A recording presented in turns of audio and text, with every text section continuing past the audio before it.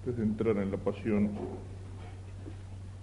hay una meditación que es consecuencia de la de ayer, del llamado del Rey, que San Ignacio pone todavía dentro de la segunda semana, que se llama la meditación de las dos banderas. Esta meditación, decíamos, es consecuencia de la de ayer, es decir, del llamado de Cristo como Rey que nos llama para conquistar todo el mundo y todos los hombres. Veíamos como una imagen de ese llamado la tentación de Jesús en el desierto, cuando el demonio le muestra todos los reinos de la tierra que están de algún modo en su poder por el pecado, y le dice: todo esto es mío, te lo daré si me adoras. Y Cristo se niega a recibirlo de manos del demonio. Pero Cristo se lanza a conquistar esos reinos, es decir, a arrancar a los hombres en sus almas y también a arrancar el influjo que el pecado tiene en todo el orden de la sociedad. Evidentemente, esa conquista de Cristo supone una lucha.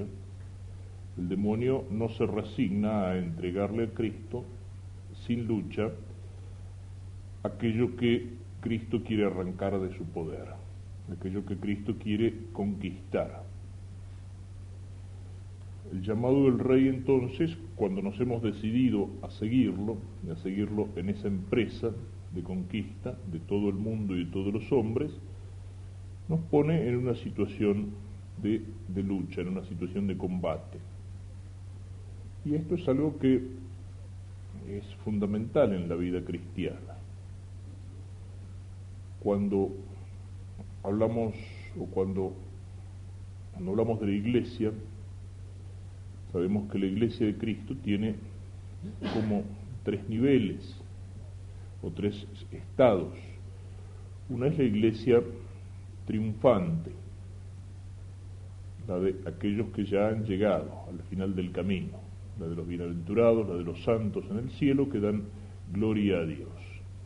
Ya este mismo nombre significa combate, hay un triunfo, hay una victoria. Ellos han ganado esa batalla interior, han salvado el alma, han sido fieles. Luego está la Iglesia purgante, es decir, la que se purifica en el purgatorio esperando la llegada a la gloria. Y luego la Iglesia aquí en la tierra, un término clásico para denominar a la Iglesia aquí en la tierra, que es la Iglesia militante, es decir, la Iglesia que milita, la Iglesia que lucha. Este término es otra de esas palabras fuertes que decíamos que actualmente causan un poco de escozor en los oídos sensibles. Y entonces, a veces se prefiere no hablar de iglesia militante, hablar de iglesia, por ejemplo, peregrina. Bueno, es un término real, también es un término que tiene base en la Escritura. Somos peregrinos en esta tierra, nuestra patria definitiva no está aquí, sino en el cielo. Aquí estamos de paso. Es también iglesia peregrina, pero una cosa no excluye la otra. Depende cómo entendamos la peregrinación. Es decir, si entendemos la peregrinación como eran las grandes peregrinaciones cristianas, o si la entendemos como suelen ser en el siglo XX. Las grandes peregrinaciones cristianas, pensemos en los tiempos de cristiandad, en el mismo tiempo de San Ignacio. Era peregrinar a Roma, de ahí viene el nombre de Romero, de romería. Las peregrinaciones que se hacían a España, Galicia, Santiago de Compostela, donde estaba la tumba del apóstol Santiago, y la peregrinación por excelencia, que era peregrinar a Jerusalén, a los lugares santos, como lo hizo San Ignacio. Los lugares santos estaban todavía en poder de los moros. Esas peregrinaciones eran peregrinaciones largas, peregrinaciones que se hacían a pie, duraban mucho tiempo y suponían peligros en el camino, suponían esfuerzo, sacrificio, hambre, sed, incluso peligro de vida, peligro de bandidos, peligro de los infieles. Es decir, era una peregrinación que suponía verdaderamente un sacrificio y verdaderamente suponía una lucha, un combate. Bueno, si entendemos así, la Iglesia es peregrina en ese sentido, no peregrina estilo siglo XX, o sea, tour para recorrer los lugares santos en un charter, con visita también, qué sé yo, a los lugares turísticos de Europa, y dentro de eso aparecen también la vida nocturna de Roma y visita con audiencia con el Papa en la Plaza de San Pedro a la mañana, recorra París, Londres y Tierra Santa, un crucero en el Mediterráneo, visitando la isla de Capri, las islas del Mar Egeo, las islas de Grecia, y también, bueno, llegamos hasta la Tierra Santa. Y algunos entienden la peregrinación así, ¿no es cierto? Es seguir a Cristo por el camino del Calvario, pero no cargando la cruz, sino como si uno fuera pasando por el camino del Calvario en un ómnibus de lujo con asiento reclinable, azafata, servicio de Coca-Cola, whisky, mirando por la ventanita y diciendo, mira, che, por acá pasó Cristo. Ahí se cayó. Bueno, algunos entienden la peregrinación, algunos entienden la peregrinación así, ¿no es cierto? Es lo que decíamos 2 o 3 veces, ¿no? Esa frase de von Balthasar. La tentación del cristianismo de nuestros días es la evacuación de la cruz, es decir, dejar la cruz de costado, ¿no? Buscar un cristianismo fácil, un cristianismo cómodo, un cristianismo sin problemas, un cristianismo donde 1 o 2 mandamientos que molestan más se los pone entre paréntesis, donde algunas verdades de la fe, que son verdades de fe, no opiniones, pero que resultan un poco exigentes o un poco duras, bueno, se las deja de costado. No, así no. Si por iglesia peregrina entendemos eso, son macanas. Es una peregrinación porque nuestra patria definitiva está en el cielo, pero el reino de los cielos sufre violencia, dice Cristo, y son los violentos los que lo conquistan, es decir, aquellos que son capaces de hacerse violencia a sí mismos, de esforzarse, de luchar, de vencer el pecado. O sea, ese camino de peregrinación es lo que decíamos, no el camino ancho que lleva a la perdición, sino el camino, el sendero estrecho que lleva, ese es el que lleva al cielo.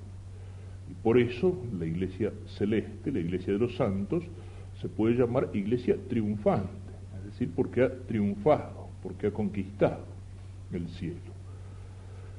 Es lo mismo que esas expresiones de Cristo, que pueden parecer contradictorias. En un momento el Señor dice, la paz os dejo, mi paz os doy. La paz esté con vosotros, dice cuando aparece después de la resurrección a los apóstoles. Pero también tiene expresiones donde dice, no penséis, Mateo 10:34, no penséis que he venido a traer la paz, sino la espada, la lucha, la división. ¿Y qué pasa? ¿Se contradice el Señor? ¿Qué trae, la paz o la espada? ¿Dónde está la solución? Y en la expresión que tiene el mismo Señor, no doy la paz como la da el mundo. No doy la paz como la da el mundo. Es decir, la paz de Cristo aquí en la tierra no es ausencia de lucha, no es ausencia de problemas, no es ausencia de sufrimientos, no es vida fácil, no es vida cómoda. San Pedro en un momento le pregunta a Cristo, ¿y nosotros que dejamos todo para seguirte, qué tendremos? Y Jesús le dice, el 100 por 1 en esta vida, contento San Pedro, en medio de persecuciones, le dice el Señor. O sea que la paz de Cristo, digamos, es una paz en medio del combate, es una serenidad en medio de la tormenta, es la seguridad interior que tiene el cristiano de que en medio de las dificultades, de las cruces, de las luchas, de los sufrimientos de esta vida, la gracia del Señor no nos abandona si nosotros no lo abandonamos. Muchas veces lo pienso, lo expreso con esa imagen de la tormenta en el lago, cuando Jesús estaba durmiendo en el fondo de la barca, cansado por todo el trabajo del día, entra en la barca y la tormenta lo sorprende en medio del mar, y el Señor seguía durmiendo. No es que se hacía el dormido para probar a los apóstoles, no, verdaderamente. El cansancio era tal que no era capaz de despertarlo la tormenta. Y ciertamente era una tormenta fuerte porque los apóstoles se asustan. Los apóstoles eran pescadores, o sea, eran tipos que conocían el mar. Si se asustaron, motivo tendrían para asustarse. Y el Señor durmiendo, hasta que ya estos piensan, bueno, no va más, y entonces lo despiertan a Jesús. Señor, Señor, nos hundimos. Como traduce el padre Castellani, Señor, sonamos, ¿no te importa que sonemos? Y entonces Cristo se despierta y les dice, hombres de poca fe, ¿por qué tenían miedo? Y entonces con un gesto calma el viento y calma las olas que sacudían la barca. Esa es una escena que se puede repetir muchas veces, en nuestra vida personal, en la vida de cada uno de nosotros. Lo que pasa es que a veces la tormenta no es solamente una tormenta exterior, sino principalmente una tormenta interior. Vienen las olas, viene el viento, se nos vuelve todo oscuro y en un momento nos parece que vamos a naufragar y que nos hundimos, y nos parece que el Señor está ausente, o nos parece que el Señor está dormido y que no le importa nada que sonemos. Es decir, nos sentimos solos, nos sentimos abandonados. Es la expresión que pronunció Cristo en la cruz, ¿no? Y que no es sino uno de los salmos de la Escritura. Dios mío, ¿por qué me has abandonado? Es decir, sintió el abandono, aunque ese es el primer versículo del Salmo, y el Salmo termina en un canto de confianza y de esperanza. Es decir, el Señor no nos abandona. Y tenemos que saber que en esos momentos en que todo parece oscuro, en que nos vemos agitados por la tormenta, por las olas, porque que pueden ser interiores, las tentaciones, las pasiones, la confusión, las dudas, o que pueden ser exteriores, la dificultad de llevar el combate cristiano en un ambiente que muchas veces no nos comprende, que muchas veces es hostil, que muchas veces puede, calumniarnos o perseguirnos. Pero en medio de eso, Cristo está presente aun cuando parezca dormido. Yo diría, está presente de una manera particular en ese momento de prueba. Ese es el sentido que tiene la peregrinación cristiana. Por eso podemos hablar de iglesia militante. Aunque, como decía, el término suena duro para oídos delicados. Recuerdo una religiosa que decía en un curso de catequesis, decía, no hay que decirle a los chicos que la confirmación los hace soldados de Cristo. Eso queda mal. Sin embargo, la expresión está en la Escritura. No solamente está en la Escritura, sino que en San Pablo es una de las expresiones favoritas. San Pablo tiene dos imágenes para describir la vida del cristiano. La imagen del combate y la milicia, y la imagen del deporte, que también el deporte lo presenta como una competición, como un esfuerzo por alcanzar la meta. Lo presenta como una carrera para llegar primero a la meta, o lo presenta como un pugilato, es decir, como una, no sé si se usaba tanto el box, pero sí ciertamente se usaba la lucha, y la lucha entre gladiadores, que a veces terminaba con la muerte. Son las dos imágenes que San Pablo tiene para la vida cristiana. En un montón de textos, ¿no? Por ejemplo, sobre todo en las cartas en las cartas de la cautividad, las que escribe San Pablo estando preso en Roma y próximo a morir, a sus discípulos. Timoteo le escribe dos cartas, y Tito. San Pablo sabe que va a librar su combate final, su combate definitivo, y los llama a ellos para que sigan aquel combate que San Pablo ha empezado. En la primera carta a Timoteo, capítulo 1, versículos 18 y 19. Esta es la recomendación, hijo mío Timoteo, que yo te hago, de acuerdo con las profecías pronunciadas sobre ti anteriormente. Combate, penetrado de ellas, el buen combate, conservando la fe y la conciencia recta. Algunos, por haberla rechazado, naufragaron en la fe.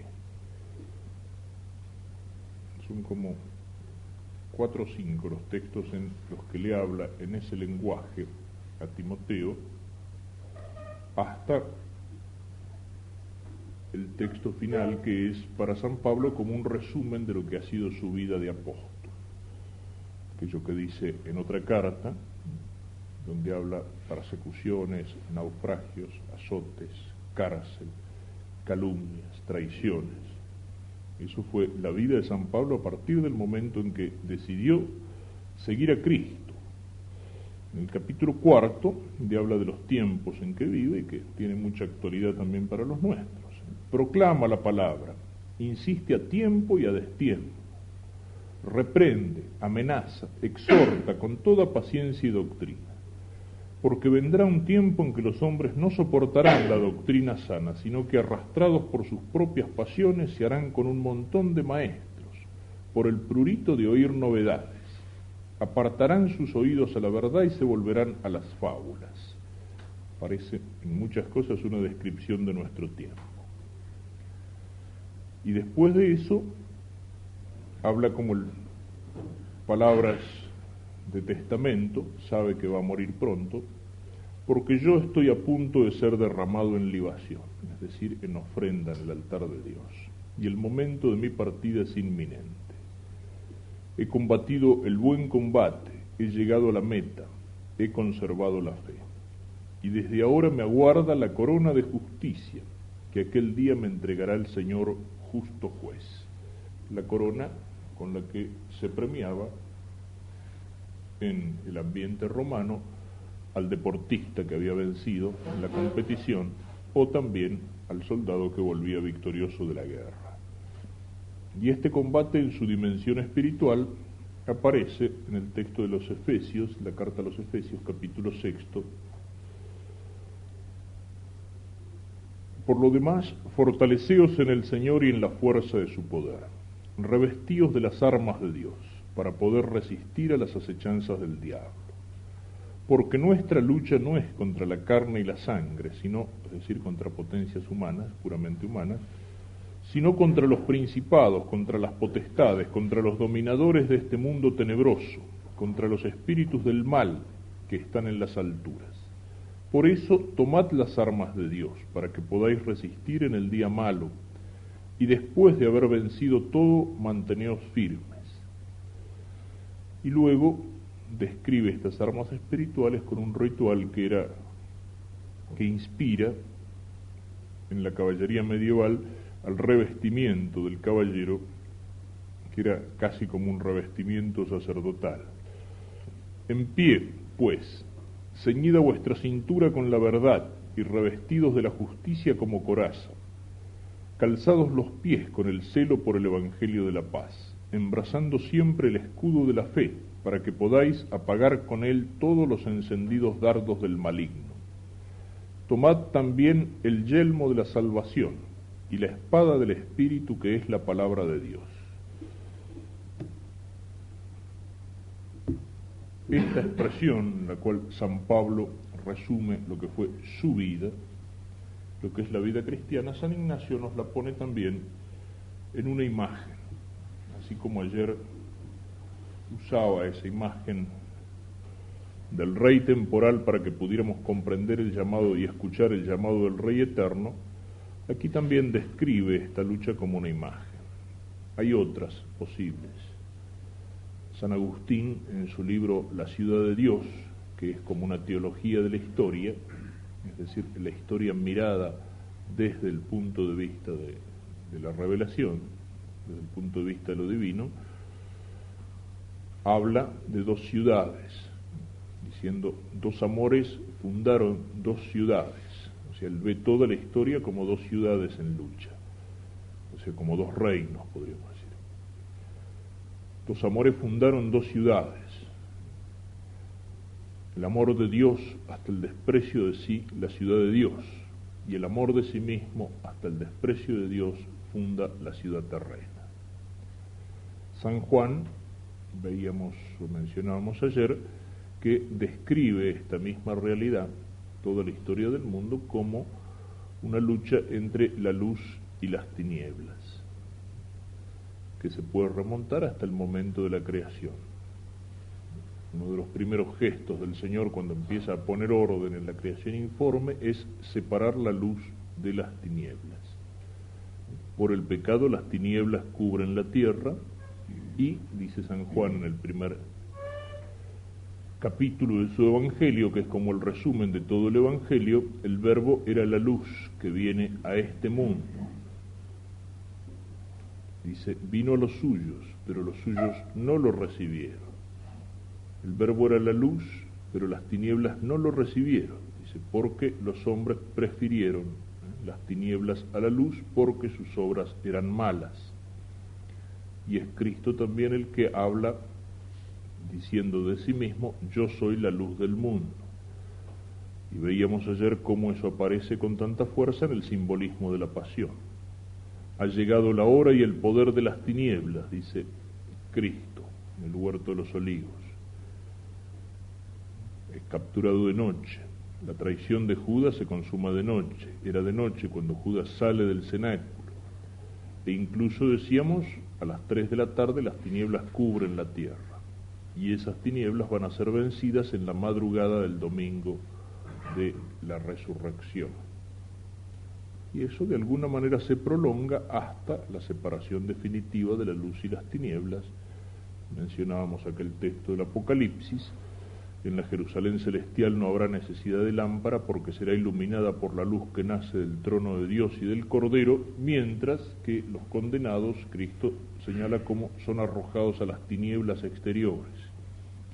Es decir, son diversas expresiones para señalar esta misma lucha. 2 banderas, dice San Ignacio, 2 ciudades, 2 reinos, dice San Agustín, luz y tinieblas, dice San Juan. Y San Juan lo describe como 2 escenas. Dice, primero es la historia, es decir, lo que hay que recordar. Será aquí como Cristo llama y quiere a todos bajo de su bandera, y Lucifer, al contrario, los quiere debajo de la suya. Luego imagina estas 2 banderas como reunidas en un lugar, en un campo de combate. Será ver aquí el campo de toda aquella región de Jerusalén, donde el sumo capitán general de los buenos es Cristo nuestro Señor. Otro campo en la región de Babilonia, donde el caudillo de los enemigos es Lucifer. Es decir, Jerusalén, la ciudad santa, la ciudad de la redención, y Babilonia, que es la ciudad del pecado, que es la ciudad de la apostasía, la ciudad de la corrupción, que aparece también en el Apocalipsis, donde es destruida cuando el triunfo definitivo de Cristo. Y luego dice, demandar lo que quiero, es decir, lo que tenemos que pedir en esta meditación. Pedir conocimiento de los engaños del mal caudillo y ayuda para guardarme de ellos. Lo de San Pedro. Vigilad, porque vuestro enemigo el diablo ronda como león rugiente buscando a quien devorar. Y por otra parte, conocimiento de la vida verdadera, que muestra el sumo y verdadero capitán, y gracia para imitarle. Es decir, la gracia de caer del buen lado, del lado de Cristo, y no dejarse engañar por los engaños del mal caudillo. Y luego describe estos 2 campos y lo que pasa en cada uno de ellos. En 3 puntos. El primero, dice, es imaginar, así como si se asentase el caudillo de todos los enemigos, en aquel gran campo de Babilonia, como en una grande cátedra de fuego y humo en figura horrible y espantosa. Estas expresiones de San Ignacio, la palabra misma, Babilonia, significa confusión. Describe al diablo, a Lucifer, sentado en una cátedra de fuego y humo. La cátedra implica mando o enseñanza o doctrina de fuego y humo. El fuego representa las pasiones desordenadas, y el humo significa la confusión, aquello que provoca la oscuridad. Es lo característico del reino del mal espíritu. El segundo dice considerar cómo hace llamamiento de innumerables demonios, cómo los esparce a los unos en tal ciudad y a los otros en otra, y así por todo el mundo, no dejando provincias, lugares, estados ni personas algunas en particular. Es decir, llama y los esparce, luego cuando habla de Cristo, de sus discípulos, va a decir, los envía. Cristo envía, el demonio esparce, es decir, tiene desprecio de sus sirvientes, los tira como si fuera una cosa. Cuando el Papa Pablo VI tocó este tema, el tema de la existencia del demonio, resumió las verdades diciendo, el demonio es un ser vivo, pervertido y pervertidor. Es decir, que actúa y actúa tentando al hombre, y señaló que son muchos, aun cuando no conocemos el número. Tercero, considerar el sermón que les hace, es decir, como el programa, como el plan de combate. Los amonesta para echar redes y cadenas. También es típico en el trabajo del diablo, en el trabajo de la tentación. Es como la mosca que enrieda a la araña en la tela. Digo, al revés, la araña que enrieda a la mosca en la tela. Un hilo de tela de araña es muy poca cosa, pero cuando ese hilo se va tejiendo con rapidez alrededor de la mosca queda allí agarrada. Primero redes, es decir, recuerdan lo que decíamos hablando del pecado, de que el que peca se va haciendo esclavo, se va esclavizando. Al principio son hilos finos, al principio son redes, pero a medida que uno se deja agarrar y se deja prender, esas redes se van transformando en cadenas que uno no puede romper. Que primero hayan de tentar, dice, de codicia de riquezas, como suele, comúnmente, para que más fácilmente vengan a vano honor del mundo y después a crecida soberbia. Es decir, como 3 pasos. Que el primer escalón sea de riqueza, el segundo de honor y el tercero de soberbia. Si ustedes recuerdan, estos 3 pasos son paralelos a aquellas expresiones que mencionábamos de la Escritura donde aparecen todas las clases de pecados posibles. En el Génesis 3:6 decía que el fruto con el que el demonio tienta a Eva era bueno para comer, apetecible a la vista y bueno para lograr sabiduría. El pecado de sensualidad, el pecado de vanidad o curiosidad y el pecado de soberbia. Lo mismo en la tentación del demonio a Cristo, capítulo 4 de San Lucas, por ejemplo, y paralelos, que las piedras se conviertan en pan. La sensualidad, tírate abajo para que todos te vean. La vanagloria, la curiosidad, y te daré todo el poder y la gloria de estos reinos. La voluntad de poder, la soberbia. En la primera carta de San Juan, capítulo 2, versículo 16, cuando dice, no améis al mundo ni lo que hay en el mundo, porque lo que hay en el mundo, que es la concupiscencia de la carne, la sensualidad, la concupiscencia de los ojos, la curiosidad y la vanidad y la vanagloria, y la soberbia de la vida. San Ignacio expresa lo mismo diciendo, codicia de riquezas, vano honor del mundo y soberbia de la vida.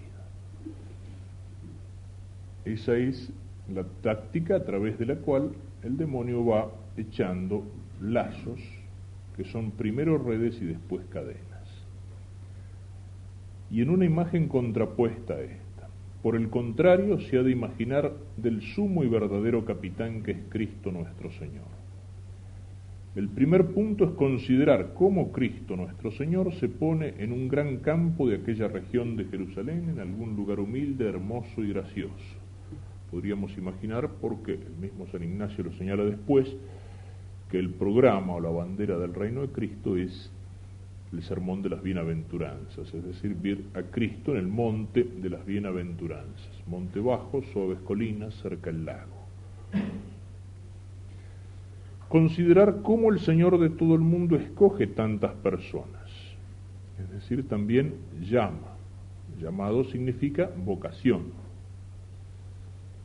Y envía. Envía quiere decir misión. Escoge tantas personas, apóstoles, discípulos, etcétera, y los envía por todo el mundo, esparciendo su sagrada doctrina por todos estados y condiciones de personas. Es decir, no llama solo a una clase, a un tipo de personas o a una vocación particular, llama a todos, y llama a todos para ser apóstoles. El tercero, considerar el sermón que Cristo nuestro Señor hace a todos sus siervos y amigos que a tal jornada envía, encomendándoles que a todos quieran ayudar, y opone a las concupiscencias desordenadas y a los enredos, a los lazos del enemigo, encomendándoles que a todos quieran ayudar en traerlos primero a suma pobreza espiritual, es decir, a esa libertad y desprendimiento interior en frente a las cosas a las que hacíamos referencia, que decíamos que es la esencia de la pobreza cristiana.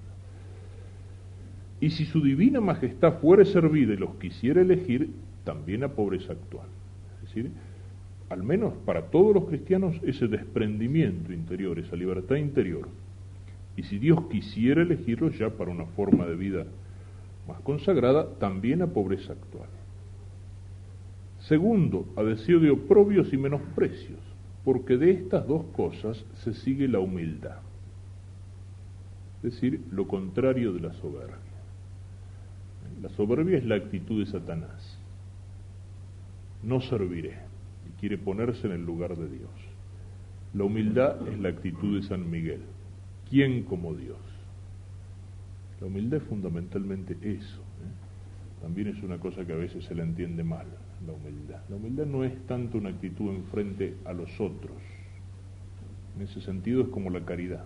La caridad no se identifica con un amor puramente horizontal, ¿no? Sino es filantropía, no es puro amor del prójimo por el prójimo mismo. La caridad es virtud teologal, es decir, fuerza divina, lo que decíamos ayer de los dos brazos de la cruz.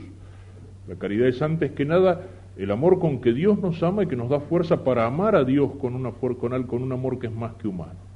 Y de ese amor de Dios desciende sobre el amor del prójimo, se refleja en el amor del prójimo. Lo mismo pasa con la humildad. La humildad no es una actitud en frente a los otros. La humildad no es tampoco una actitud exterior. La humildad no es una actitud hipócrita. Santa Teresa decía, la humildad es la verdad, es andar en verdad. Y lo decía San Agustín antes que Santa Teresa. Otro día decía Monseñor Krupp, hablando no sé qué, hablaba de la humildad. Y decía, si yo tengo 1,80 m de estatura, no es humildad decir que tengo 1,60 m. O sea, la humildad es la verdad. La humildad no niega las cualidades que puede tener una persona. Si uno las tiene y sabe que las tiene, la humildad no es decir, no las tengo. La humildad es antes que nada una actitud delante de Dios. Es reconocer que Él es todo y yo soy nada. Es la actitud de la criatura delante del Creador. Él es todo y yo soy nada. Pero y todo lo que tengo, y lo que tengo lo tengo recibido de Él.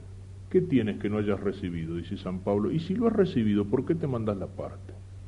Y si en algo tengo más que el que está al lado, es porque Dios me dio más y me va a exigir más. No tengo por qué mandarme la parte ni despreciarlo al otro. Y si el otro tiene algo, alguna cualidad, alguna cosa que yo no tengo, es porque Dios le dio más a él y él sabrá por qué. Y a él le va a exigir más que a mí, no tengo por qué envidiarlo. San Pablo tiene en ese texto que mencionábamos antes, parece que se manda la parte. ¿Quién más que yo en persecuciones, azotes, esto? Pero al final dice, pero no yo, sino la gracia de Dios conmigo. O sea, él no niega todo lo que hizo por Cristo, heroicamente, pero la gracia de Dios conmigo. ¿Qué tienes que no hayas recibido? La soberbia se muestra, en relación a los demás, se muestra muchas veces por comparaciones. Nos comparamos con el otro para ver que el otro es menos que yo y lo desprecio, lo miro de arriba. O al revés, veo que el otro es más que yo y entonces lo envidio. Ahí aparece la soberbia. Y es difícil la humildad si la queremos poner solamente en el plano de las comparaciones, porque los hombres somos distintos. Porque uno tiene una cosa y el otro no la tiene, porque uno es más y otro es menos, porque uno es alto y el otro es bajo, porque uno es gordo y el otro es flaco, porque uno es inteligente y el otro no tanto, porque uno... Entonces, por ese plano es muy difícil de conseguir. Pero, qué sé yo, como para explicarlo con una comparación, si una hormiga va caminando por un camino, por un sendero, para la hormiga una piedrita y otra piedrita tienen una diferencia muy grande. En cambio, si yo voy caminando por el mismo sendero, piso las dos piedritas y la hormiga sin darme cuenta. O sea, porque las miro desde cierta distancia. Y si uno mira no solamente las piedritas, sino el planeta Tierra desde un satélite, el planeta Tierra aparece redondito y lustroso, y ni siquiera las más altas montañas se notan demasiado. Es decir, todas las diferencias que pueden existir entre los hombres, del más y el menos, el Valle Profundo y la Cordillera de los Andes, son nada si las miramos desde la distancia infinita de Dios, desde el punto de vista de Dios. Entonces la humildad solo es posible desde ahí. Y la primera actitud de la humildad es eso: yo me reconozco criatura delante del Creador. Y a partir de ahí, sí, puedo decir, ¿qué tienes que no hayas recibido? Y de estos 3 escalones, dice, induzcan a todas las otras virtudes. Pensemos un poco en esto. San Ignacio nos pone la vida cristiana como una lucha, como un combate. Como un combate que es exterior e interior. Tenemos que conquistar para Cristo a los hombres, si hemos decidido seguirlo. Tenemos que conquistar y que ganar un mundo para Cristo. En las expresiones que trae Concilio Vaticano II en la Lumen Gentium y en el decreto del apostolado de los laicos sobre la misión de los laicos en el mundo, lo da como en varios grados. En primer lugar, vencer en sí mismo el reino del pecado, lo cual supone una lucha y se refiere a lo interior. Segundo, dice conducir a sus hermanos al rey, cuyo servicio equivale a reinar, es decir, llevar a los otros a Cristo. La lucha interior para vencer en uno mismo el reino del pecado, la lucha para conducir a los hermanos al rey, cuyo servicio equivale a reinar, Lumen Gentium 36. Luego dice, creo que es Apostólica en Acto Citate, en Decreto de los Laicos número 7, sanear las estructuras inficionadas por el pecado. Es decir, todo aquello que en el ambiente social, que en el ambiente de la educación, de la familia, de los medios de comunicación, del trabajo, de la política, está inficionado por el pecado y que conduce a los hombres al pecado. Sanear las estructuras inficionadas por el pecado. Y en cuarto lugar, impregnar todos los ambientes con el espíritu del Evangelio. Son como 4 pasos de la misión del laico apóstol en el mundo que señala el concilio. Uno, puramente interior, vencer en uno mismo el reino del pecado. El otro, exterior e interior, llevar los hermanos al rey cuyo servicio equivale a reinar. Y los otros ya se dan en el ambiente o en la dimensión social de la lucha. Sanear las estructuras inficionadas por el pecado e impregnar el mundo, es decir, los ambientes, con el espíritu del Evangelio, es decir, aquella consagración del mundo de la que hablaba ya el Papa San Pío X, y que el concilio la expresa diciendo que los laicos tienen que ser en el mundo lo que es el alma en el cuerpo, es decir, darle vida. Lucha exterior que se da al mundo, no hace falta decirlo demasiado, vivimos en un mundo donde la mitad de ese mundo es oficialmente ateo, y en nuestro occidente cristiano, muchos de los que se llaman cristianos, de cristianos tienen solamente el nombre. Nuestro occidente cristiano es un occidente apóstata. Vivimos en un mundo donde los hombres le vuelven las espaldas a Dios, donde en la práctica las estructuras están, como decíamos, inficionadas por el pecado y llevan al pecado, y hay que sanearlas y no es una cosa fácil. Y ese problema repercute incluso mismo dentro de la Iglesia. Ya es conocida la expresión de Pablo VI, expresión angustiada, preocupada, cuando decía: por alguna grieta el humo de Satanás se ha colado dentro de la Iglesia de Dios. Toda la confusión que hemos vivido en estos últimos años y que de alguna manera la seguimos viviendo.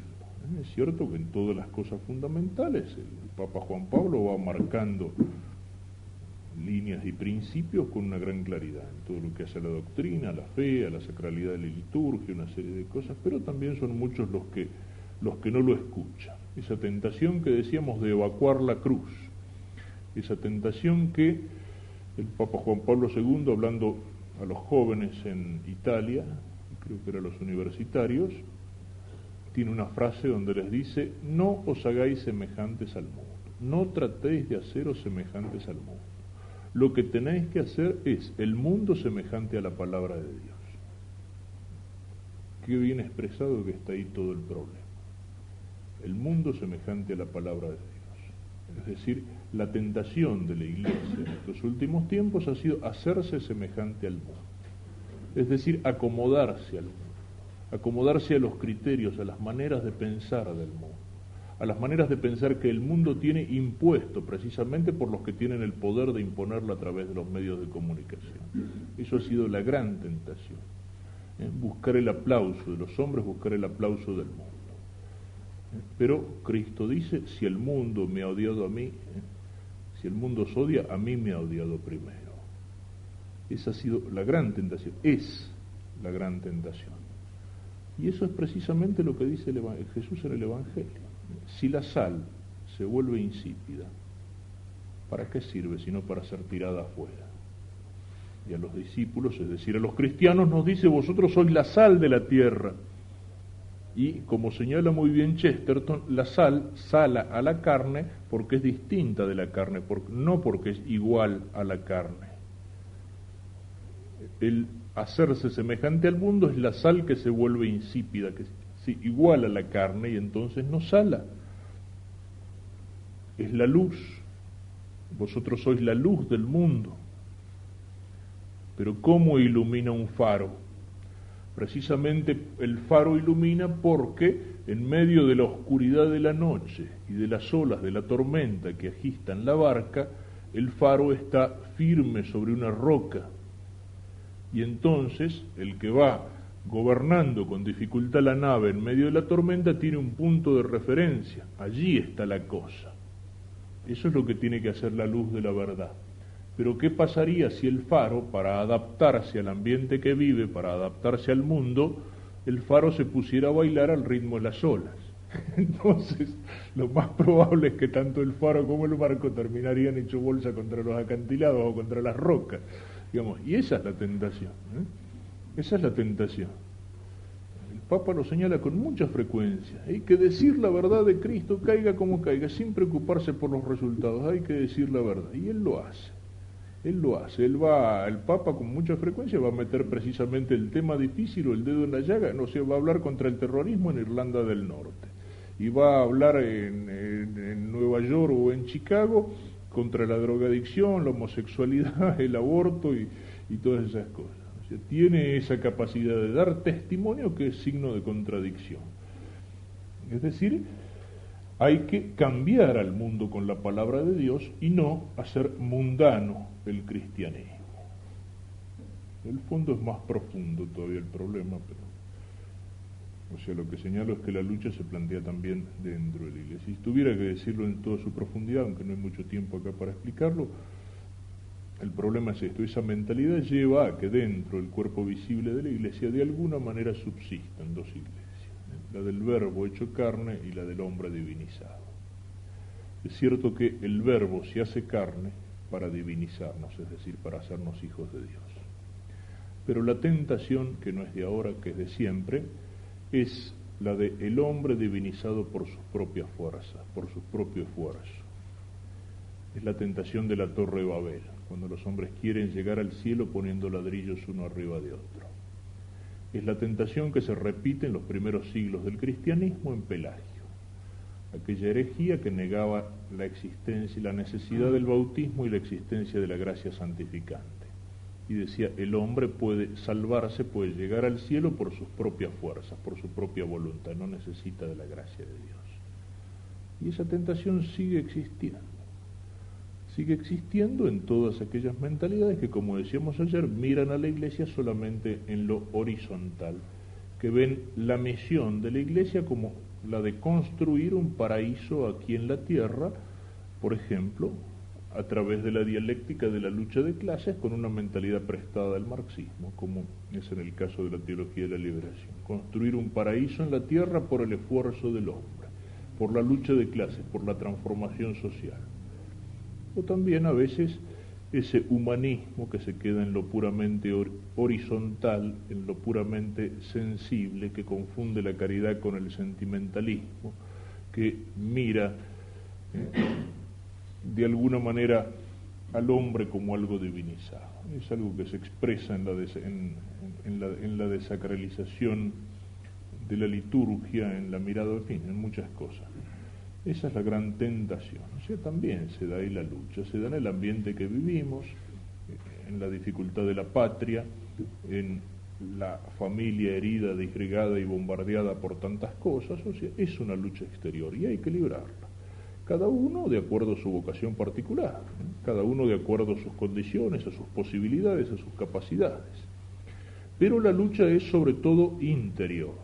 O sea, la realidad de esa lucha exterior no nos tiene que hacer olvidar que el combate cristiano es antes que nada interior. También para esto vale aquello del Evangelio. ¿De qué te sirve ganar todo el mundo, aunque fuera ganarlo peleando para Cristo, si al fin pierdes tu alma? Yo esto lo suelo expresar también, porque es una imagen que me llamó la atención cuando la leí, con la idea que tiene el Islam acerca de la Guerra Santa, la famosa yihad de los árabes. Y el Islam divide o distingue la Guerra Santa entre la Gran Guerra Santa y la Pequeña Guerra Santa. Y lo distingue de una manera sumamente curiosa. Si uno piensa en lo que hicieron los musulmanes en la historia, es decir, cuando Mahoma con sus jinetes de Alá conquista Arabia, conquista la Turquía, conquista el norte de África, entran en España hasta Covadonga, entran en Europa hasta las puertas de Austria y de Hungría, toda esa invasión del Islam, eso es la Pequeña Guerra Santa. En cambio, la Gran Guerra Santa es la que se libra en el interior del alma de cada uno entre el bien y el mal, entre Dios y el diablo. Así ven la cosa los musulmanes. Y el guerrero de Alá, el combatiente de Alá, para poder ser combatiente en la Pequeña Guerra Santa, es decir, en la guerra de conquista, en la guerra de conquista del mundo, de conquista de las naciones y todo eso, tiene que ganar en su interior la Gran Guerra Santa. La Gran Guerra Santa es una imagen que vale muchísimo para nosotros, porque nuestra tentación puede ser como cristianos combatir el combate exterior y no preocuparnos tanto del combate interior. Y es necesario combatir los dos, pero está el combate interior. Y a veces, o sea, esta lucha de la vida cristiana no se da, digamos, con la misma claridad con que la pinta acá San Ignacio. Entonces, ejércitos uno enfrente a otro. Si tuviéramos que utilizar una terminología moderna, diríamos no es una guerra clásica. En la guerra clásica formaban dos ejércitos uno enfrente a otro, cada cual con su uniforme de un color distinto, con su jefe, con sus banderas, con sus bandas, y se enfrentaban sabiendo claramente quién es el enemigo. Este tipo de lucha cristiana, es mucho más parecido a la guerra revolucionaria, es decir, a la guerra que se vivió en tiempo de la guerrilla, que por ahí se seguirá viviendo, es decir, donde el enemigo no estaba tan claramente identificado, donde los bandos combatientes se mezclan entre los ciudadanos de una misma nación, de una misma ciudad, a veces de una misma familia. Aquí no solamente puede pasar eso, sino que hasta dentro de uno mismo, dentro del alma de nosotros mismos, pueden existir cómplices internos del enemigo. Uno puede formar bajo la bandera de Cristo y aparecer, digamos, hasta con el uniforme de Cristo, lleno de cintas, escapularios y distintivos de asociaciones, y a lo mejor estar formando bajo la bandera de Satanás, es decir, estar en el campo del enemigo. Uno puede combatir externamente a los enemigos de Cristo. Uno puede decir, qué sé yo combato contra el comunismo ateo que quiere destruir hasta la idea misma de Dios en la tierra, y después a lo mejor en mi vida particular soy un perfecto materialista que procedo como si Dios no existiera. Yo puedo decir, qué sé yo, cualquiera de los enemigos, el liberalismo individualista, y puedo tomar esa actitud que decía de individualismo católico. O sea, soy católico en la iglesia, soy católico en las cosas de Dios, pero después no tiene nada que ver con mi vida social, con mi vida de trabajo, con mi vida profesional, con mi vida de familia, con mi manera de pensar, qué sé yo, en política, caso típico. Nuestros legisladores o muchos de nuestros personajes públicos. Yo soy muy católico, ¿no? Yo soy muy católico, eso lo dicen en el momento de votar el divorcio, ¿no? Cuando uno escucha la frase esa, en algunos tiene que temblar. No, yo soy muy católico, pero, no, pero el divorcio, pero el aborto, pero esto, pero lo otro. Es decir, no hay ninguna coherencia, cosa ya muy vieja. Desde aquellos años en que tuvimos enseñanza religiosa, y algunos de los señores diputados que votaban en contra de la enseñanza religiosa mandaban los hijos al colegio católico, y eran unos cuantos, ¿no? Será esa incoherencia. Soy muy católico, pero, o sea, soy católico de facha, pero en mi interior. Es lo que dice Giovanni Papini cuando habla del poder de la finanza y del poder del dinero. Dice, no nos enojemos tanto con los judíos. Dice, los judíos dominan a los cristianos porque los cristianos se han convertido a los valores judíos del dinero, del oro y de la cantidad. Dice, si queremos librarnos, y en ese terreno ellos entienden mejor que nosotros la cosa. Dice, si queremos librarnos de ese dominio del judaísmo financiero, dice, empecemos por convertirnos al catolicismo. Es necesario que los católicos se conviertan al catolicismo. Y en las épocas de cristiandad, es cierto, los judíos tenían tanta plata como ahora. Pero en una sociedad cristiana, lo que más valía no era el poder del dinero. Es decir, valía más o era más respetado, qué sé yo, o el sacerdote, o el caballero cristiano, o el campesino, que el usurero. Es decir, tenía dinero pero no tenía poder. Es necesario que los católicos se conviertan al catolicismo. Dice Papini, es decir, a veces la lucha externa nos puede llevar a ignorar esas complicidades que existen en nuestro interior con el adversario. Y sobre todo, no hay que perder de vista que esta lucha no es algo puramente humano. Como no es puramente humano seguir a Cristo, como no es algo puramente humano los frutos del apostolado, no dependen de nosotros, por más que nosotros tengamos que poner en el apostolado y en la conquista toda nuestra fuerza, nuestra inteligencia, todo nuestro trabajo, pero no dependen de nosotros sino de la gracia de Dios. También el campo del adversario no es un campo puramente humano. Recordemos nuevamente lo de Efesios. Porque nuestra lucha no es contra la carne y la sangre, sino contra los principados, contra las potestades, contra los dominadores de este mundo tenebroso, contra los espíritus del mal que están en las alturas. Y sobre todo, pidamos la gracia, como decía San Ignacio, conocer los engaños del mal caudillo para librarme de ellos, y conocer la vida verdadera de Cristo y gracia para imitarle. Pensemos un poco en esto y se puede terminar en el Vademecum sobre la meditación de ayer, 144, oración ante el misterio de la encarnación, y en la página 145, el coloquio de las dos banderas. Puede ser como fino, como oración de petición de esta meditación, y también en la página 149, la oración contra los enemigos del alma.